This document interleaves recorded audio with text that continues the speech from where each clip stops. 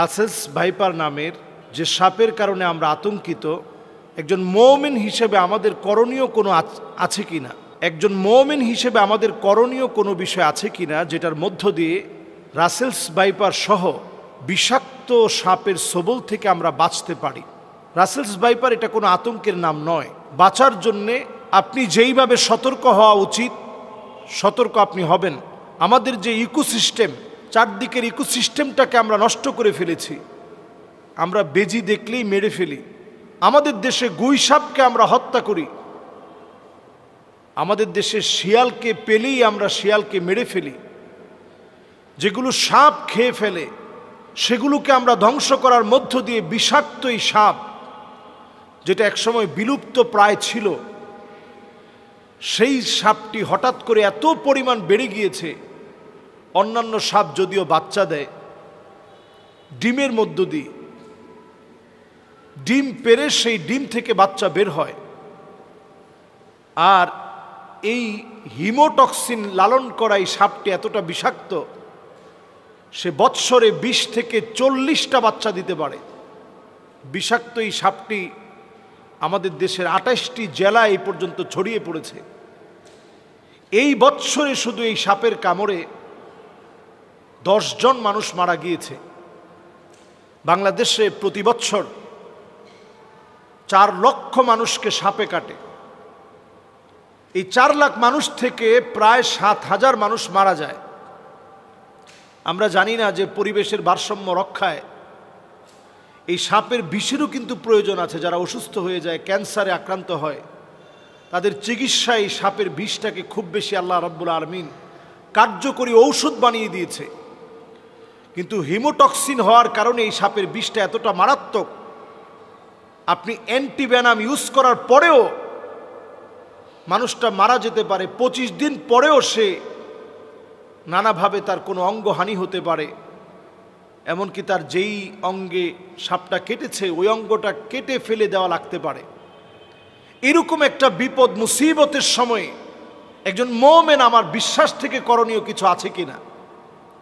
নবীজি সাল্লাল্লাহু আলাইহি ওয়াসাল্লাম এমন একটি দোয়া শিখিয়েছেন, সুনান তিরমিজির ভিতরে এই দোয়াটি এসেছে, হাদিসের কিতাবগুলোর ভিতরে এই দোয়াটি এসেছে। নবী করিম সাল্লাল্লাহু আলাইহি ওয়াসাল্লাম এই দোয়াটি আমাদেরকে শিখিয়েছেন। নবীজি সাল্লাল্লাহু আলাইহি ওয়াসাল্লাম বলছেন, আউযু বিকালিমাতিল্লাহি তাম্মাতি মিন শাররি মা খলাক। আমি আবার বলছি, আউযু বিকালিমাতিল্লাহি তাম্মাতি মিন শাররি মা খলাক। আউযু বিকালিমাতিল্লাহি তাম্মাতি মিন শাররি মা খলাক। সকাল সন্ধ্যায় 3 বার করে এই দোয়াটি পড়ুন। সকাল এবং সন্ধ্যায় 3 বার করে আপনি এই দোয়াটি পড়েন। আবু হুরায়রা রাদিয়াল্লাহু তাআলা আনহু বলছেন, 3 বার যে ব্যক্তি এই দোয়াটি পড়বে, নবীজি সাল্লাল্লাহু আলাইহি সাল্লাম শিখিয়েছেন, ওই ব্যক্তির জন্যে, ওই ব্যক্তির উপর থেকে আল্লাহ রাব্বুল আলামিন যদি চান তাহলে বিচ্ছু, সাপ, বিষাক্ত কোনো প্রজাতি যেটা ক্ষতি করার সম্ভাবনা আছে, ওই ব্যক্তির উপর থেকে আল্লাহ রাব্বুল আলামিন ক্ষতিটাকে কাটিয়ে দিবেন। এজন্য আমরা প্রত্যেকে দোয়াটা পড়ার চেষ্টা করি, বুঝে বুঝে আল্লাহর কাছে বলার চেষ্টা করি, আউযু বিকালিমাতিল্লাহি তাম্মাহ মিন শাররি মা খলাক। যত সৃষ্টি আছে, আল্লাহ সব সৃষ্টির যত অমঙ্গল আছে সে অমঙ্গল থেকে আপনি আমাকে হেফাজত করেন। সাপের ছোবল বড় ভয়ানক হতে পারে। 100 মিনিটের ভিতরে আমার জীবনটা শেষ হয়ে যেতে পারে।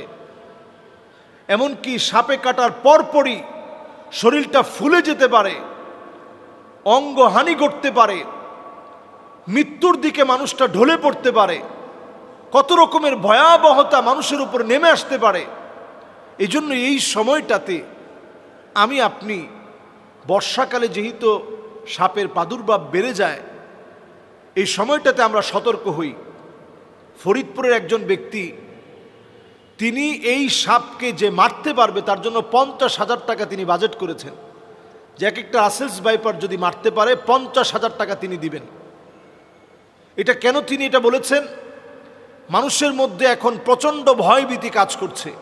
মানুষ কৃষিক্ষেতে যেতে পারছে না, ধান কাটতে গেলে ভয় চলে আসতেছে যে কখন না জানি সাপ আক্রমণ করে বসে। এই সাপ নদী পথে এক জায়গা থেকে আরেক জায়গায় ছড়িয়ে পড়ছে। আমাদের দেশের 28টা জেলাতে এখন প্রচণ্ডভাবে এবং প্রচুর পরিমাণে, যেহেতু বংশ বিস্তারে 20 থেকে 40টি বাচ্চা একবারেই সে দিতে পারে, খুব দ্রুত পরিসরে তার বংশ ছড়িয়ে পড়ে। এজন্য আমরা আল্লাহর কাছে এই আযাব থেকে পানাহ চাই।